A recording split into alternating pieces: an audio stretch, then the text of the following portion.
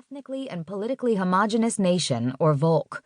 Because this term is highly culturally specific within a German language context, it is frequently left untranslated in the remaining text, i.e., Ministry of Heimat. I offer my critique of these concepts from a Jewish perspective, and this perspective also includes analyses of Germany's changing self-image over the past decades. Because if we're going to talk about Jews living in Germany today, we cannot keep quiet about the Germans in Germany. Who is considered Jewish in Germany today? Someone with a Jewish mother? Someone who can exhibit their Jewish biography? Someone who can tell good jokes? Someone with relatives in Israel? Someone who eats bone-dry, unleavened bread for a week instead of Easter eggs? Someone who has read all the Philip Roth novels, watched all the seasons of Seinfeld, or hung a poster of the Jewish rapper Drake in their bedroom? Is a person Jewish because they are neurotic, or neurotic because they are a Jew? Because their own family was in Auschwitz?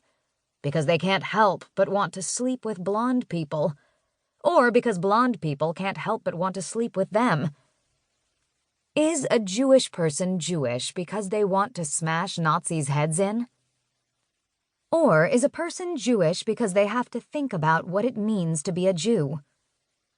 Just who comes to be considered Jewish in Germany is not something Jewish people themselves decide upon alone. It's not about one's own cultural or intellectual positionality, one's personal relationship to religion, ethnicity, or history.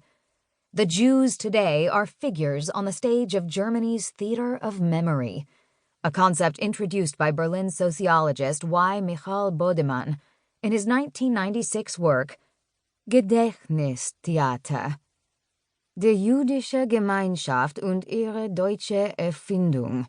Theater of Memory, the Jewish community and its German invention. Bodemann employs this term to describe those well-trodden interactions between German society and its Jewish minorities, the Jewish role in a script titled The Good Germans. Because for decades now, the public role of Jews has existed to affirm the German redemption story.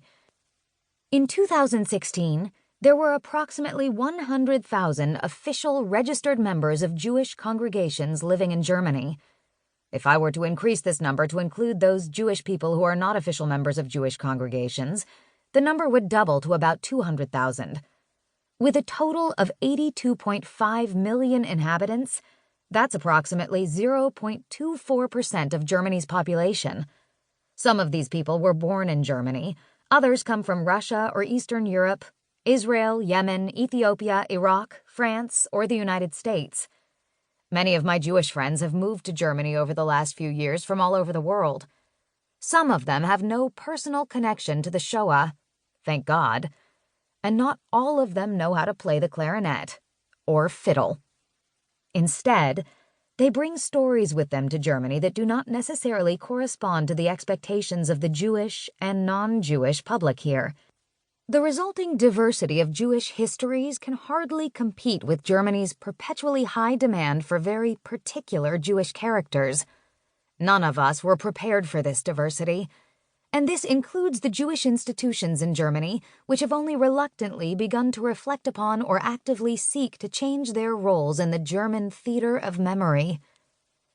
The theater of memory creates a demand for specific Jewish figures who can reaffirm the assumption that German society has successfully processed and overcome its murderous past. One result of this demand is that the public visibility of Germany's relatively few Jewish inhabitants is at once conspicuously high and strikingly limited. There are other groups who also experience a similarly heavy burden of dominant social expectations. Muslims, for example, are permanently relegated in the public eye to making commentary on gender roles, terrorism, and integration. In doing so, they provide a foil for Germany's own self-conception as a nation of tolerant and enlightened human beings. In both cases, minority roles are interrogated from an unnamed position of power that remains conveniently invisible. I designate this dominant positionality as Achtung, German. In doing so, I by no means